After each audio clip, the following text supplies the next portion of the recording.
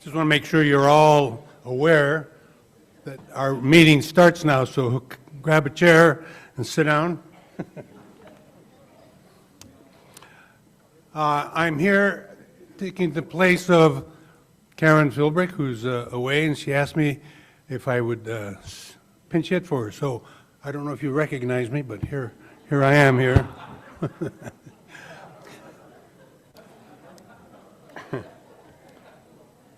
Well, we want to welcome all Rotarians and guests to our Rotary Club meeting in San Jose. Rotary Club was international. It was founded in 1905, and our club was founded in 1914. This is meeting number 5,424, and we welcome all of our Rotarians and our guests to our meeting. I'll start off by asking, I don't know if Sarah Klisch is here yet, is she? Sarah Klisch modestly said she's here, so step right up and tell us which song you're going to lead us in today. Come on, everybody, stand on up. Let's sing America the Beautiful, and hopefully I can pick a key that most of you can join me in. Oh, beautiful for spacious skies, for amber waves of grain, for purple mountains' majesty above the fruited plain. America,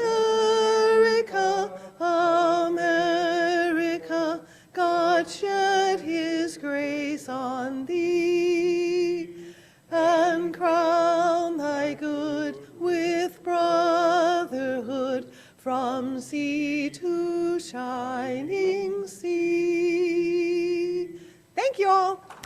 Thanks, Sarah. And she makes good hors d'oeuvres.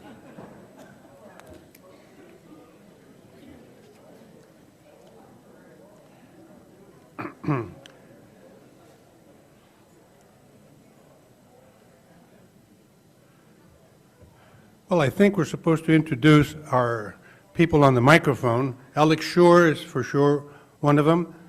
And Steve Preminger, are you also on the mic? Kelly Dipple. Steve just came up just to say thank you. So, introduce yourself, Alex and Kelly. I'm Kelly Dipple. I don't know if this microphone's working, but I have a very loud mouth. So I'm Kelly Dipple. I am with Coldwell Banker. I'm a real estate advisor, and Sarju Naran was my sponsor.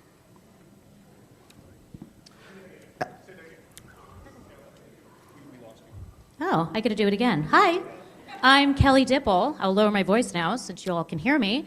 I am with Coldwell Banker. I am a real estate advisor. Sarju Naran is my sponsor. Thank you.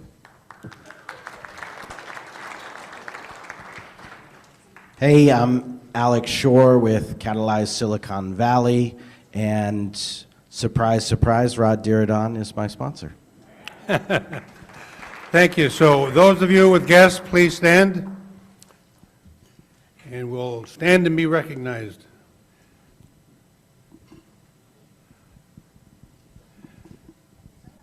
We'll start off on my right. I guess we'll go ahead. Matt, go ahead. President Fernando. Oh. Sarah Janigan. Sorry. I have with me Ann Webb, who is formerly of our club and now resides in Bellevue, Washington, and is a member of the Bellevue Rotary Club. But she's here a lot of the time, so I'm not sure which club she belongs to anymore. Welcome, welcome. Matt, you're next. Good afternoon, past President Fernando. Nice to see you up there. We never got to see you except for on the TV or on the monitor, so glad to see you up there. I'm really happy to have a couple of guests today. One is Ireneo Mendoza. Ireneo, please stand up. This is his second meeting, and he just turned in his application, so thank you. He also brought along his colleague today at Robert Half. First of all, Ireneo is a regional director at Robert Half. His colleague, Diana Duong, is joining us today as well. Welcome, welcome. Lady in pink. Thank you. I'd like to introduce my guest, Shannon Corpus. This is her third meeting. She has turned in her application, and I think they did reference checks, so fingers crossed that she'll be a member. She's with King Wealth Planning and also the founder of the Sterling Stars Women's Network. Welcome. Steve. Past President Fernando, Steve Ellenberg, category, what's my category? As I told the second gentleman, I am the first gentleman of Santa Clara County, and I'm here to introduce our speaker's Director of Communications, Jose Arbayo. Mr. Arbayo, welcome, Mr. Arbayo. Barbara Marshman, is that next? It is, thank you. My husband will frequent guest, welcome, and this is our good friend Mary Albitz, whom I will ask to introduce herself. From the Rotary Club of Upcountry Maui, Mary Albitz, Ryla Chair. Aloha oi. Note, if anyone sees it, note the shirt. It's a Rotary Hawaiian shirt. Very good, very good. We have one more. Rod Diridon, Senior. Way in the back. Hi, Leslie Guardino with Canyon Snow Consulting, founding partner, and Rod was my sponsor here, so go Rod Squad. And today I have my guest, Allie Hughes. She is also my colleague at Canyon Snow Consulting. That's her day job. She's also on the board. She's secretary of BAMAC, and she's also on the board of Somos Mayfair. Welcome. It's good to see Leslie, who isn't running a marathon, to be with us today. Thank you very much. All right, now Rod Senior. Your Royal Highness, once removed, I'm the proud sponsor of Leslie and Alex, and appreciate being mentioned. And let me get this sequence proper so I can go home and be warm tonight. The first guest is Dr. Gloria Duffy, who I think all of you know, and she's president of the Commonwealth Club, and she has her application in to be a member of Rotary.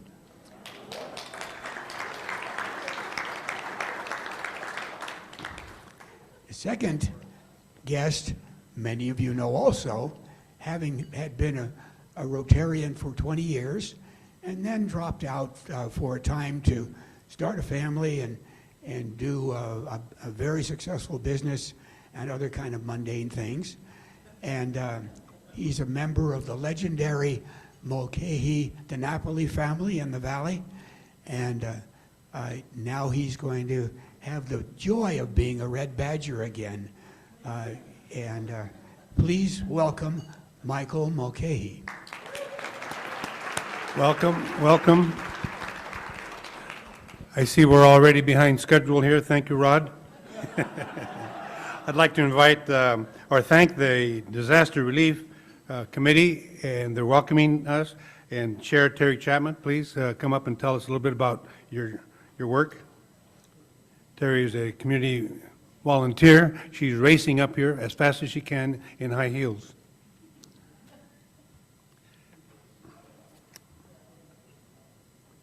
Little love for Terry. I need that love today. I'm not feeling well. So I'm here to talk to you about Rise Against Hunger. Our Rotary Club is once again partnering with this outstanding international nonprofit to bring food to those in need all over the world. I want you to save the date, and that date is May 19th. It's a Sunday, and we'll be putting together food kits at Block Construction. And a special thank you to Mike Block and Block Construction, who has opened up their warehouses for us many, many times. This is going to be a family-friendly event, so feel free to bring the kids and the family, the rest of the family. We will be having lobby tables coming up in the next couple of weeks with more information. And until then, I just want you to take a look at that photo. If you have any questions about how this event comes together and how much fun it is, ask any of those people, because those are the ones who participated last year. So special thanks to them also. Again, Sunday, it's a Sunday, May 19th. We'll start at 8:30 with setup, And then from 10 to 12, we've been putting together thousands of food kits. And then we'll have cleanup at 12:30. You can attend all or part of it. Whatever you can do would be greatly appreciated. And you'll be hearing more. Thank you. Is that fast enough?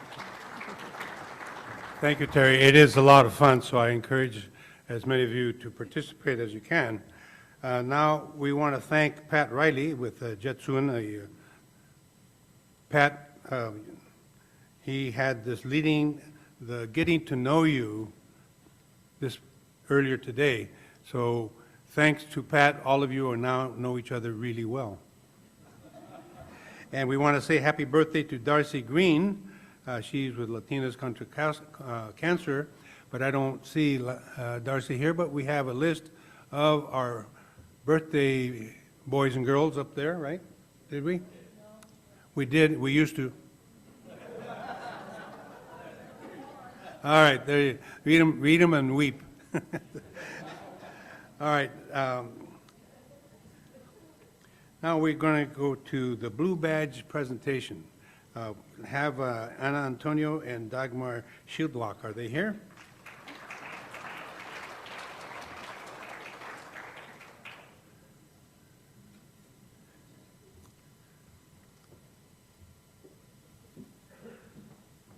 Dagmar, since you're the first one here, as a traditional big thank you for staying with the course, and 1 year, give me back your red badge and off you go.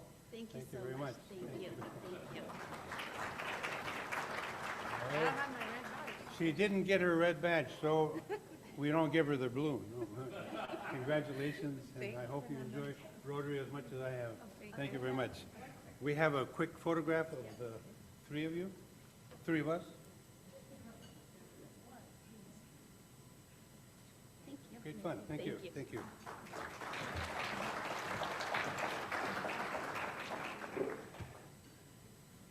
Well, we caught up. Todd Treckle, is he here? Todd? There we go. See, there's what I'm talking about. Fish Day Committee update. You're going to tell us. He's with Hunter Properties and Real Estate. Hi. Thank you. Good afternoon. Come on. We need some energy here, people. So by a show of hands, how many here have signed up for Rotary Fish Day 2024? Show them. Let's see them. Awesome. Thank you so much for signing up. For those of you who have no idea what I'm talking about, Rotary Fish Day is scheduled for a week from Saturday up at Ellenberg Park. We're thrilled to be hosting over 100 third graders this year. We have 3 elementary schools that are going to be helping us out, or that are going to be joining us. I've got a couple of slides here. Just a quick reminder, Rotary Fish Day is really a partnership between Fishing in the City, Department of Fish and Wildlife, City of San Jose, and the County of Santa Clara, and others. The whole idea is to expose youngsters to the outdoors, the great outdoors, and to teach them how to fish. So before I get to that spot, Fish Day is really broken down into 2 parts. One is the in-class part, and that's actually occurring next Thursday. We have a group of volunteers that will actually be going into the classrooms and giving the kids really an experience about how to tie knots and how to tie on a hook and what fishing is all about. And then we also teach them how to cast that day. And then we actually have the real-world application at Ellenberg Park. So by the numbers, 3 elementary schools, Washington, Mount Pleasant, Evergreen, 6 different Rotary committees, Los Amigos, Interact, Scouts BSA, Photography, Executive Chefs, and our Fish Committee all come together to put this event on. More than 75 volunteers, 40 Rotarians have actually joined, have signed up to help us out this year, and 35 community volunteers, a lot of spouses, Interact Club members, etc. More than 1,100 pounds of trout, trophy-sized trout, Fernando, are on their way down from Oregon. And none of this would be possible without the generous support of Kaiser, who came in at a $2,500 level this year as a sponsor. If you see your name on this list, I have you down as being signed up. If you think you've signed up and you don't see your name on this list, please reach out to me. My contact information is on those table tents in front of you. Here's some pictures from previous events. The way it's supposed to work is we're supposed to have happy volunteers and happy students, as depicted in these photos here. I'm looking for really 2 different roles for the event. One would be fishing guides, or what we call fishing buddies, no prior fishing experience needed. And I also need someone to join Sean Cottle in cleaning fish. So if any of you have that expertise, please reach out. Here are the details. Volunteer orientation starts at 7:30 up at Ed Levin Park. Takes about 20 minutes to get from here to there. You can show up as early as 7 a.m. Did you take the bait on my presentation? If so, haha, I'm here all day. Once again, table tints on the table, so feel free, QR, email, text, whatever, all my information's there. So thank you so much. About the lunch. Oh, God, the lunch is like the most important part. Executive chefs put on an amazing tri-tip lunch for the volunteers. That starts right about high noon. It's terrific. It is terrific. Thank you so much. I didn't think you had the guts. Yeah. It is a lot of fun, and it's fun to see the little ones squirming as they put the bait on the hook. And now we have Joe Quilici, and it's identified as a blind wine tasting. And I guess you don't have to have sight in order to taste, right? Right. Well, I have some experience here. You know, I pick fruits and vegetables as Yes, a chef, yes, you, as a Morgan farm worker. So what do you got? well, I was going to ask you, do you have any experience with fruits and vegetables? I just said that. Yes, so he's a ringer. How many people out here like wine? Anybody show of hands? We do? We do got like wine? 3 or 4, Good. yeah. Yeah, so I'm here to tell you about the April 20th, 5 to 7 p.m. It's a Tuesday at Burt George's facility. And we're going to have tasty bites from the Culinary and Hospitality Committee. Let's hear it for Sandra Gill's bacon-wrapped scallops and Matt Breaker's meatballs. And I'm sure Matt Robin's got something going there in his forte. Some duck eggs. Yeah. So what you're going to do is you're going to bring a team. You can come as a single, a couple, or you can put together a team of 4. And you're going to have samples of wine, 3 to 4 wines, and you're not going to know what's in the glasses. And your team is going to try to decide what varietal it is. So that's the grape. Okay? Now, Fernando, you're going to be gone April 30th to Peru doing the noble work of the wheelchair distribution committee. So I've planned to, you can do your blind tasting today. So we're going to have you do your blind tasting. I brought the official Paul Harris blindfold here. By the way, this is in honor of Bob Keeve, you know. Oh, very good, very good. Actually, this is a little messy here. Why don't you put this on, and I'll tell them a little more about the event. So you're going to have your team, and you're going to swirl, and you're going to sip, and you're going to look at the legs, and then you're going to nose, and you're going to try to decide what wine it is. Other way. There we go. And with each bottle of wine, there's poetry in each bottle. So you're going to be waxing eloquent with poetry and things like that, and you're going to get to, can you hear? Yeah, okay. Here, let me get the wine ready. Okay, let me get your sample ready. I drank the Quilici. Yeah, okay. Are you okay? Yeah, hold on. I'm here. Okay. Let me give you a glass. I drank the Quilici. Oh, here it is. Yeah.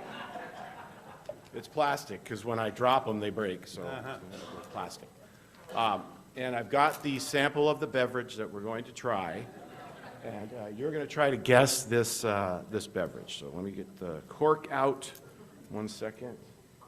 And boy, this is, oh, I don't even want to give you the cork because you're such a ringer at wine.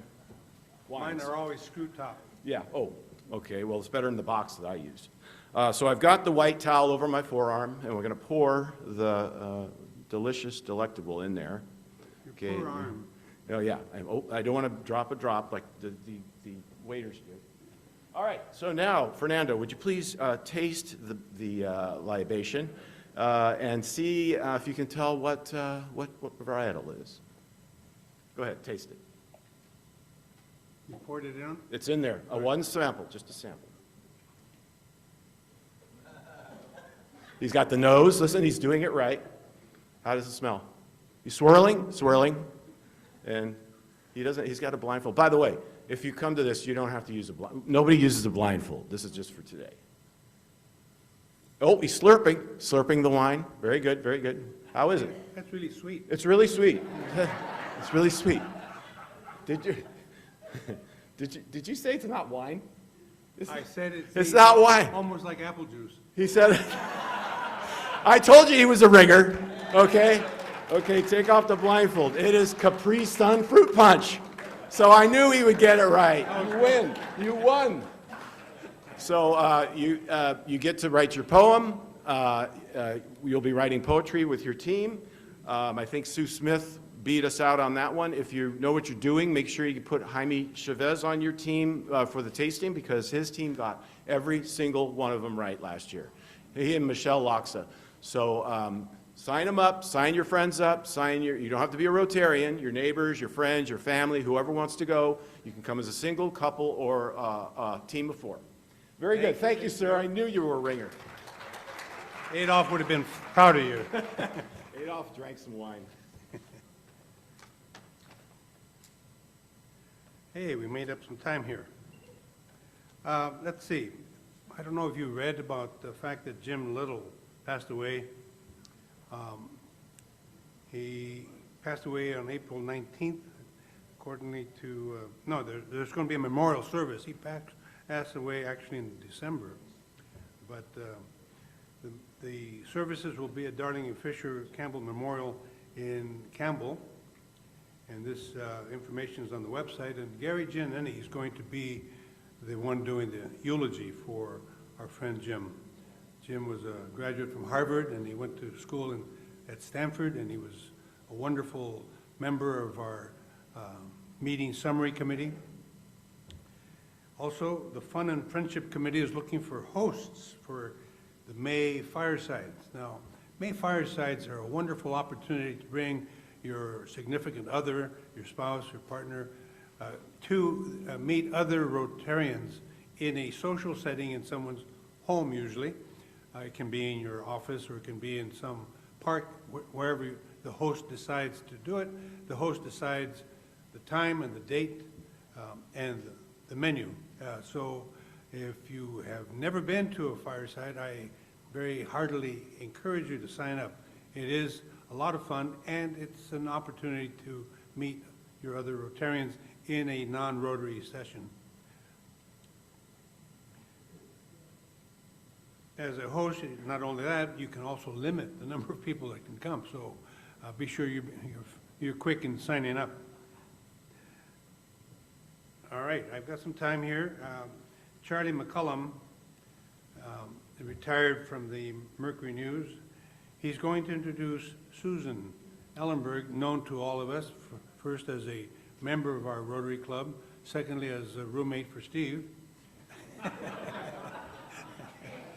and third as a graduate from law school and a teacher, and now president of the Board of Supervisors with Santa Clara County.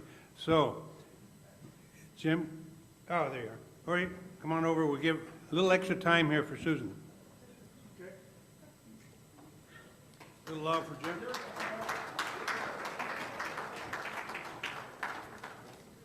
You know, the one thing I've forgotten about Fernando is he steals introductions. Did I mention his name is Jim? Yeah, yeah. It's really an honor to introduce today's speaker. She has been part of our civic life since coming to San Jose in 1991. She has been a passionate advocate for education, serving as a member and president of the board of San Jose Unified. She was elected to represent District 4 on the County Board of Supervisors in 2018 and is now in her second term as president of the board. Would you please welcome my friend and our fellow Rotarian, Supervisors Susan Ellenberg.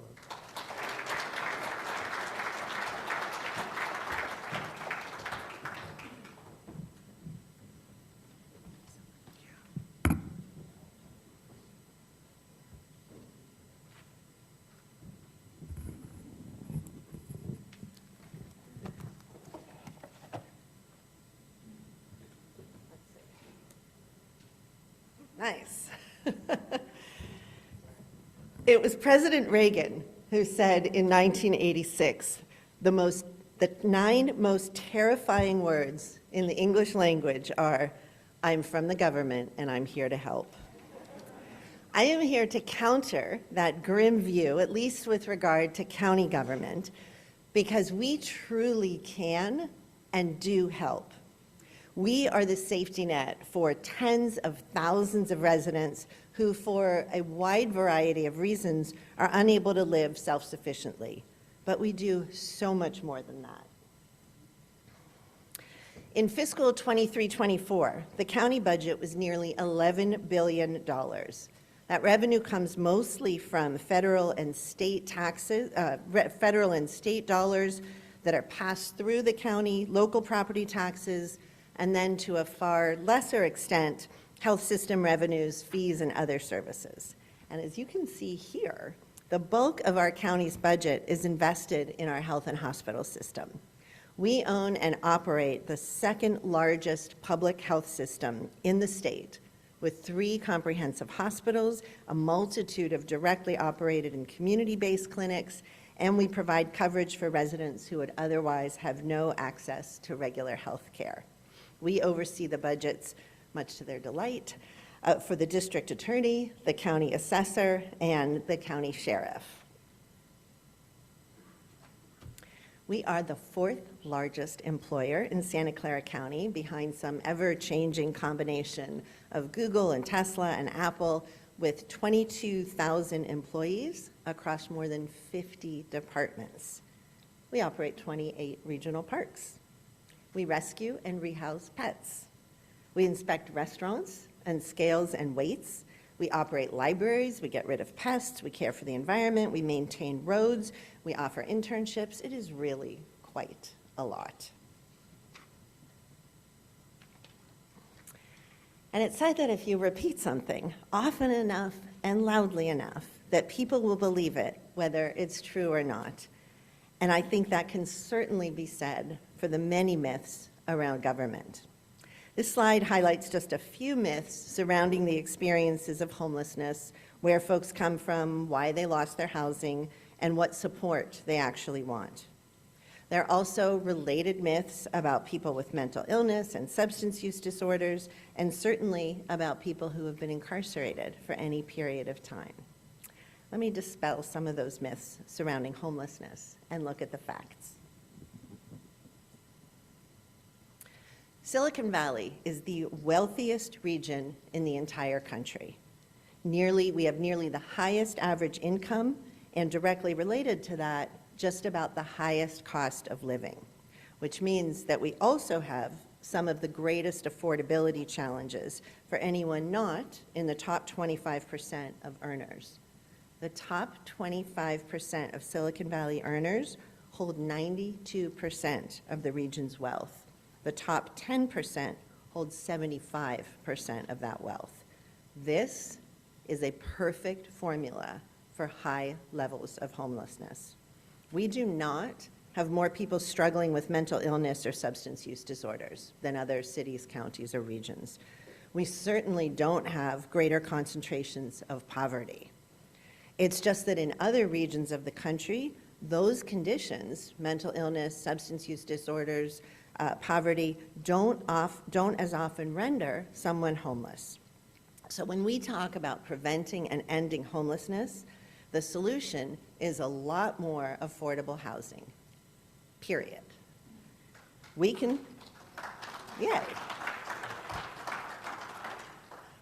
complain that it is expensive and that it takes too long, and it is, and it does, but it is literally the only sustainable solution.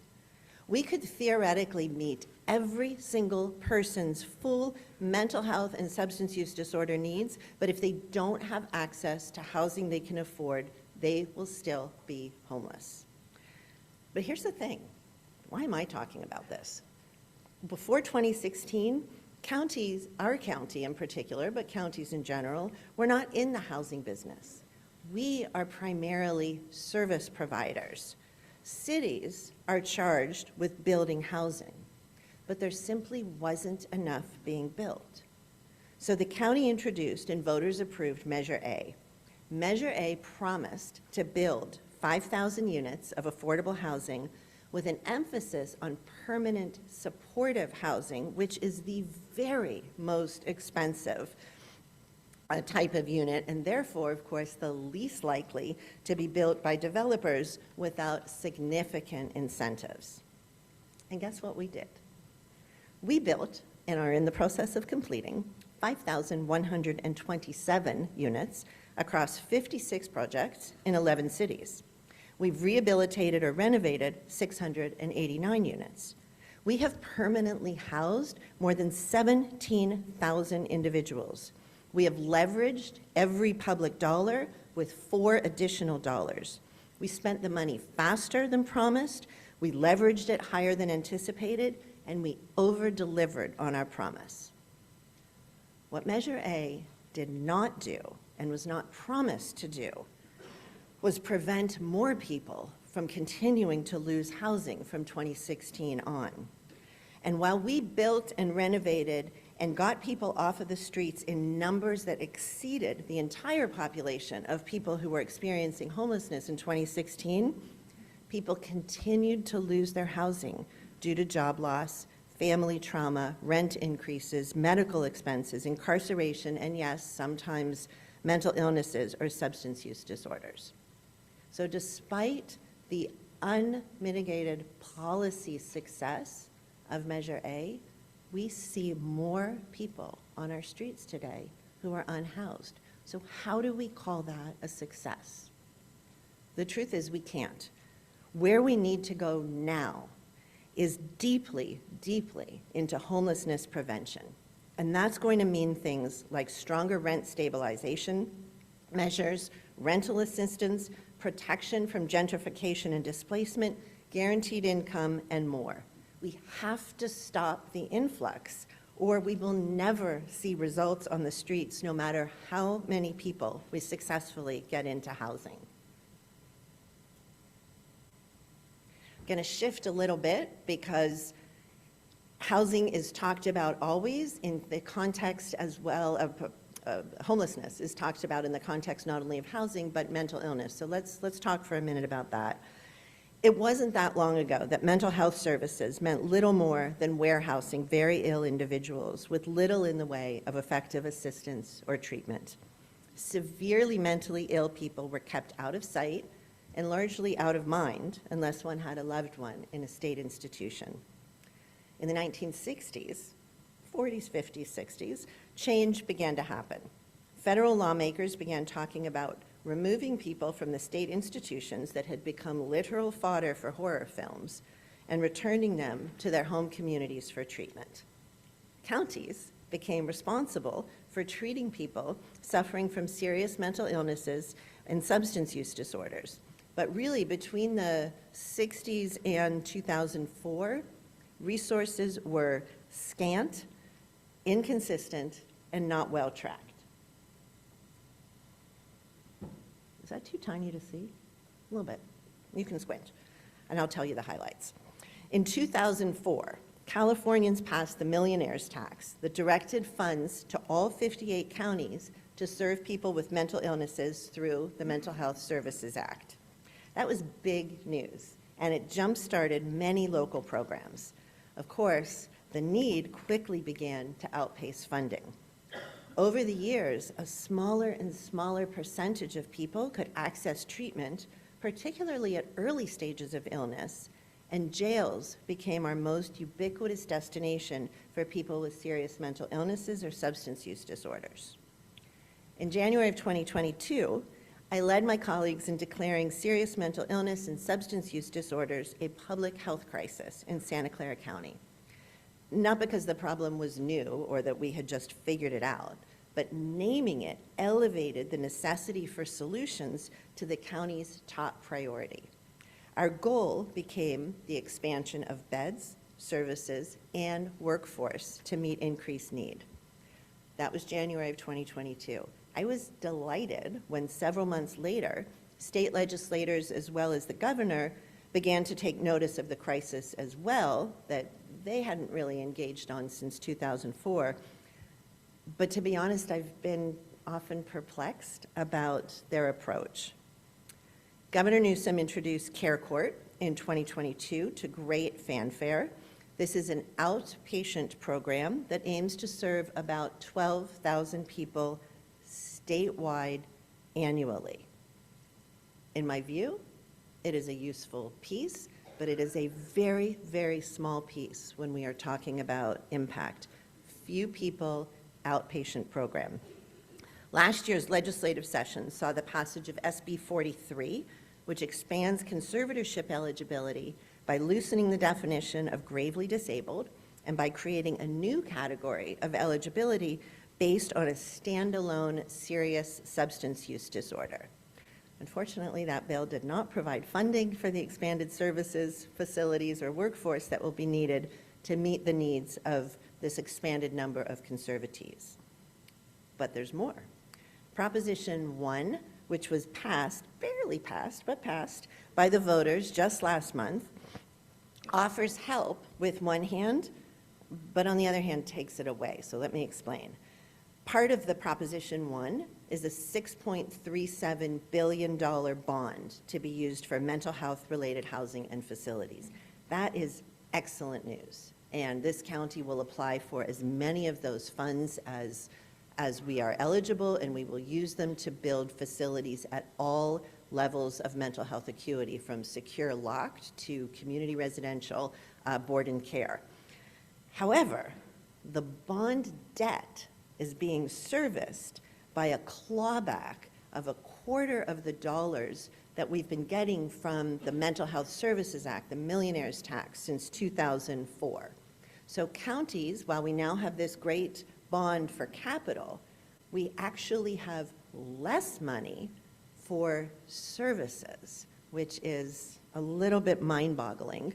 And within the remaining dollars that we have, they've been shuffled around so that we can spend significantly less on prevention and early intervention, which of course are the least expensive levels to intervene, more on the deep end, and 30% of the dollars on housing. Those things are important. I am not taking away that value, but it didn't have to be one or the other. And yet, that is where we are. So none of this truly is offered as an excuse. It really is just to provide a dose of reality. The reality of challenges around building capacity, attracting people to live in this very expensive community, getting facilities built or repurposed, and more. Every one of my colleagues, I am so proud to say, as well as our county administration, is committed to building out this system. And since the crisis was declared here in January of 2022, our county has added 131 inpatient residential treatment beds, residential treatment and detox beds. We're on track to provide 700 additional individuals each year with detox services. It's not enough. We did a RAND study that shows that we need in the vicinity of 500 beds. We're going. And the board is holding county administration accountable through quarterly public reports on their progress. We will only declare success when every person can get treatment without delay at the level at which they need it. So often in politics, and frankly in many other sectors, the temptation for quick fix, inexpensive, or at least less expensive solutions are touted over long-term sustainable improvements across systems. Whether it's putting someone in jail temporarily to theoretically discourage them from inflicting harm in the future, or because they won't comply with our insistence that they behave a certain way, or forcing someone into substandard temporary shelter because, quote, it's more humane than keeping them on the street. Short-term solutions may be temporarily satisfying, but do nothing to address underlying injustices, which means that we'll keep having to fund and do the same things over and over again, camouflage, hide, or compel conformance without any end in sight. It's only when these short-term fixes are combined with real and often long-term and expensive solutions should they be taken seriously and supported, not on their own. I may be in this office for just another 6 years, and I hope it's another 6 years, but I am always thinking far, far beyond my own term to what our community needs to survive and thrive decades into the future. I am here for work to get done, to get people housed, and to prevent more people from falling into homelessness, to offer appropriate treatment for mental illness and substance use disorders. Oh my God, he's creeping. You told me I didn't even do like my warm up and my joke and welcome. I went right in so I wouldn't run out when people need it. And to build safe communities by investing in children and families through high quality childcare, housing stability, strong neighborhoods, and access to high quality health care. And I hope you will support it. I am now glad to take questions.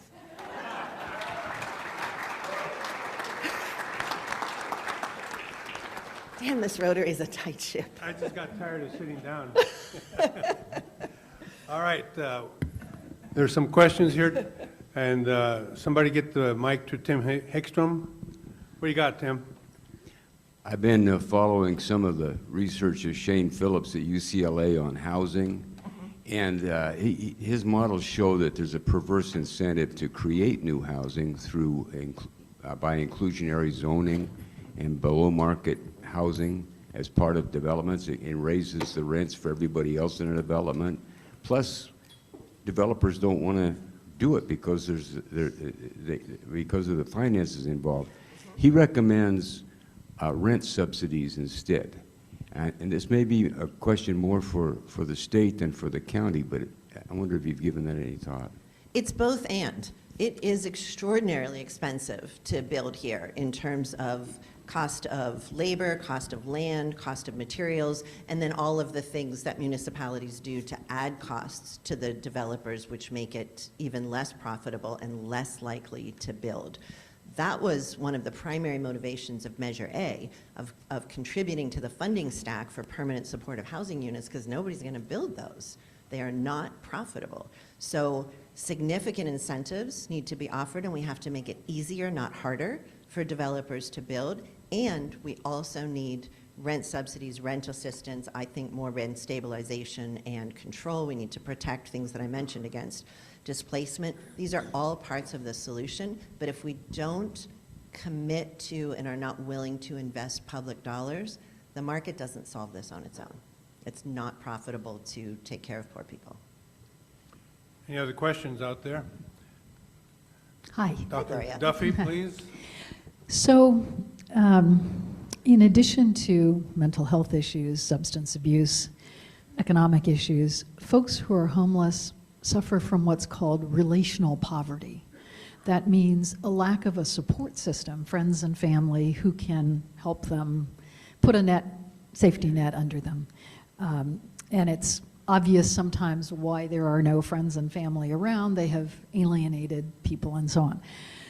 I've supported, along with my other siblings, a severely mentally ill and substance addicted sister who was homeless for 17 years. We developed a system to provide her housing and so on at a fraction of the cost that it takes to do so with public funds.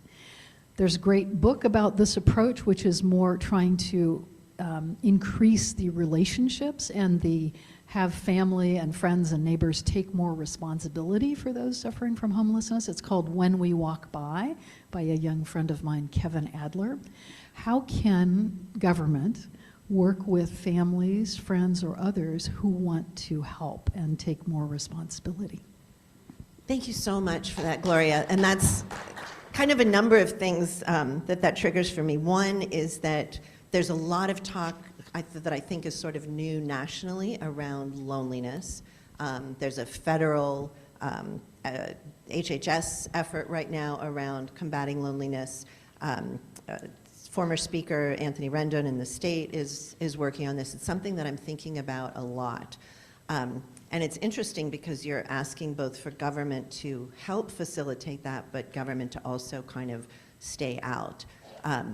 And a lot of what we do around older adults and frankly foster children in the foster system or who are at risk of coming into the foster system is to really think about what those family relationships are. How can we keep kids that may have to be removed from a dangerous situation with another family member? How can we keep older adults connected? I think it's a really critical piece. I think the community-based organizations really work to do that, and they're often much more trusted, frankly, than the government voices. But I think it's exactly right. I'll make one more note about IHSS, in-home social services. Those folks are so underpaid, perhaps even more than childcare providers. That is a piece that if we could increase the rates of people who are home care providers and make it so that you can afford to be a caregiver for your loved one, that will keep people more connected as well. Thank you for all of that, Gloria. Dr. To underscore that loneliness part, I read recently that there are 100,000 people who die every year whose bodies go unclaimed because there's no one around to take care of the body. There are no family, no friends. There's nobody, and it's 100,000 people a year. That's amazing. Yeah, Finn? Okay, nice to have you here, Susan, bringing us up to date. I live on the east side. And the regional hospital is going to end its trauma center. And we need a trauma center over there. My son-in-law is a cardiologist. He will probably have to get another job at another hospital. But there's a lot of poor people over there, and I know that they're probably not profitable. But my question is could the county do what they did with O'Connor Hospital and take that over? Because we really need a trauma center on the east side. I mean, we're without stroke protection and heart attack people that deal with these problems, we're going to be in bad shape. People are going to die. It Yes. is a nightmare, and we have been working and talking with the regional folks for months about a variety of options. And if they close, or when they close those centers, it is going to put such a strain on the county system, even with our 3 hospitals now, Yes. that people will lose their lives. We are very interested in a number of options to either ensure that they keep that open or to look at a different ownership model. That's as detailed as I can be right now, but super aware of it and very concerned. Thank you. Okay, Matt. Good afternoon, President Ellenberg. Thanks for being here. Thanks for your service and your leadership. Not really a question, but I just wonder if you want to comment. You probably don't, but if you'd like to comment on the county's budget situation and the state's budget situation and the potential impact, this coming year on the services that you talked about. Yeah. My comment is that I am very nervous about that as well. The state has a massive budget deficit, and a lot of county funding is passed through from state programs. And of course, what are they going to pull back on first? Programs that directly impact children and families. I don't know why that always gets to be the first go-to, but it is. Our county also has a $250 million structural deficit, and that's from a combination of things. Some of it is recovering financially from the purchase of O'Connor and St. Louis, which were critical. Imagine, we bought the hospitals in March or April of 2019. The pandemic began less than a year later. I can't even think about what would have happened if those hospitals had been closed. Nonetheless, it was an extraordinary investment. And the goal is that revenues will be produced over time such that, that the hospital will be self-sustaining, but they're not right now. We also have a deficit from all of the COVID spending, which I'm also very proud of. Our county had one of the lowest rates of transmission and lowest death rates in the country. We were a model. Dr. Cody is busy writing a book about it now. But meanwhile, that money was spent, and FEMA, we'll get around to paying back some of it, most of it, we don't know how much, in the next decade or 15 years or so.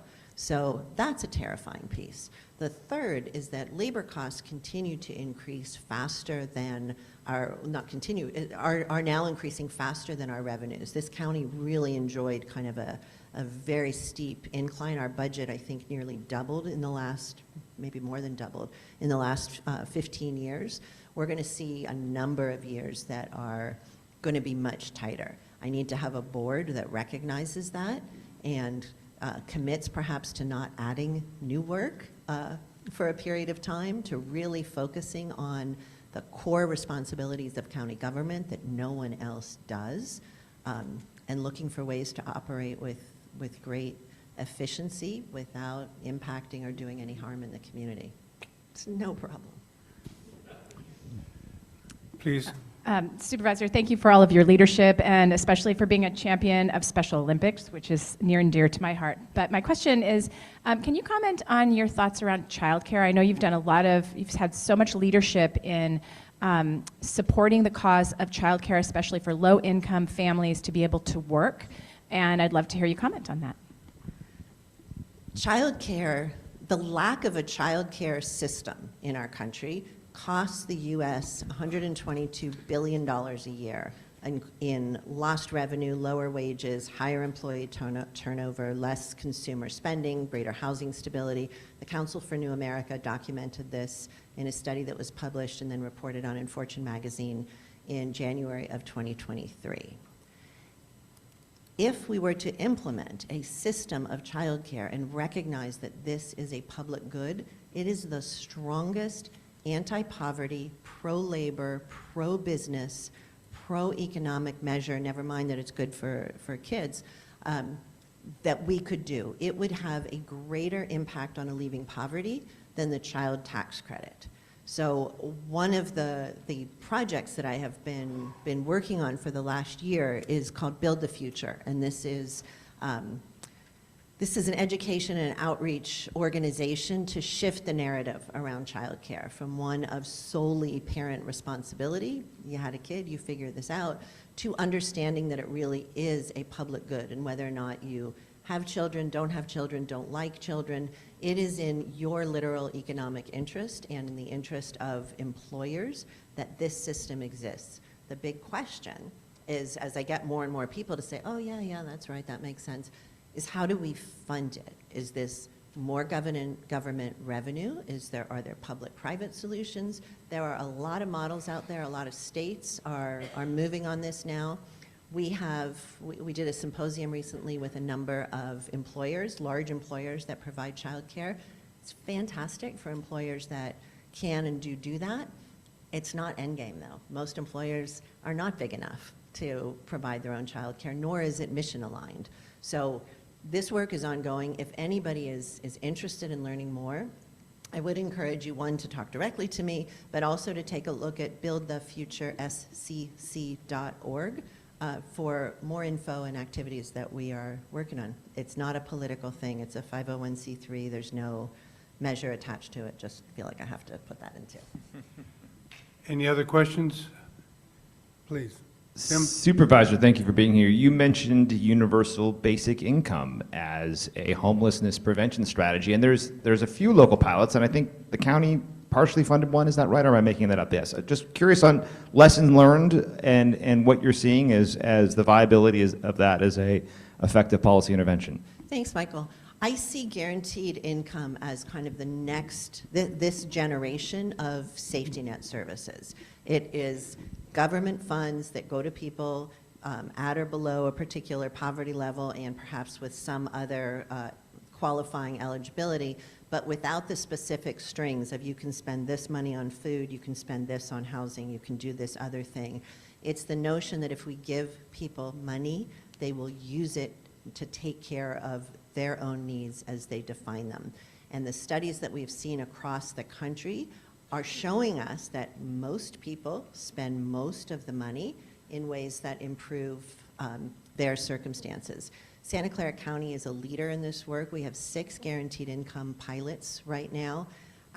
One, which is a public-private partnership with Destination Home, Packard, the county, some other folks that are supporting 300 families, extremely low income with infants and toddlers or pregnant people at the beginning of this.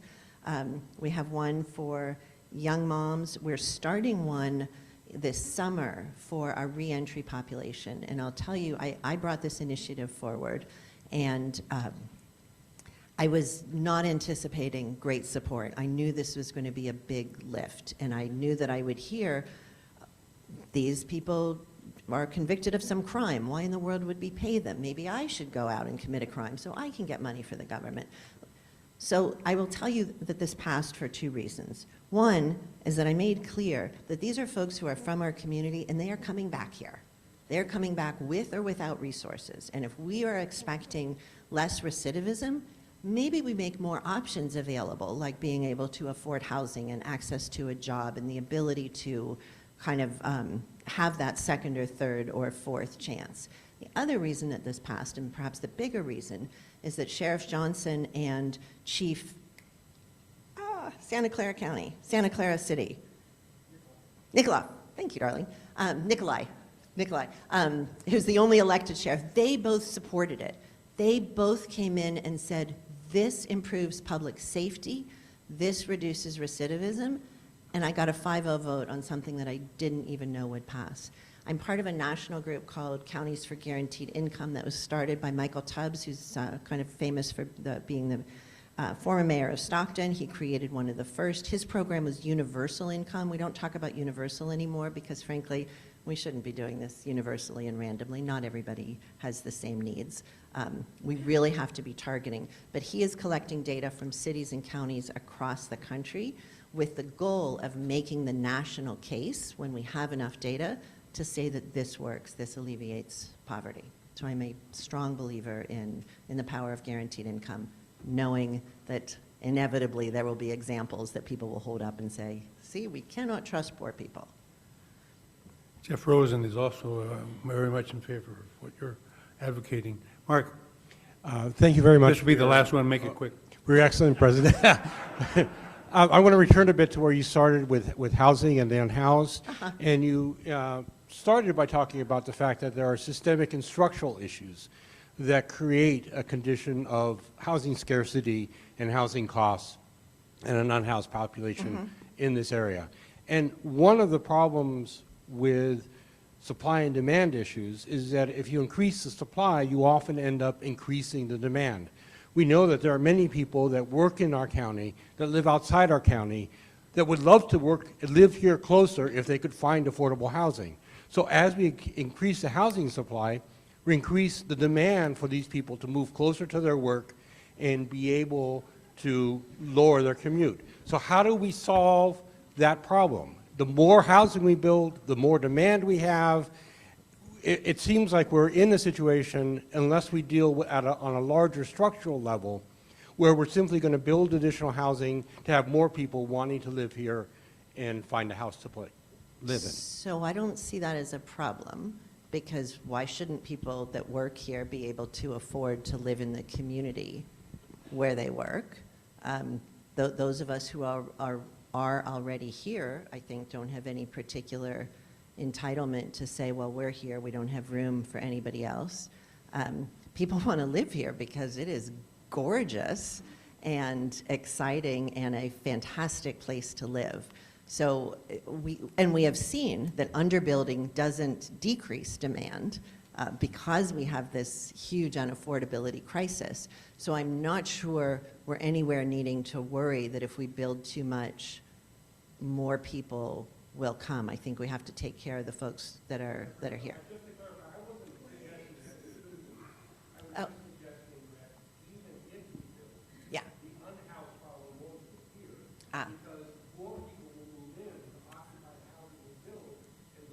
Time is up, Mark. Time is up. I'm sorry, but time is up. But you're right that those are both components.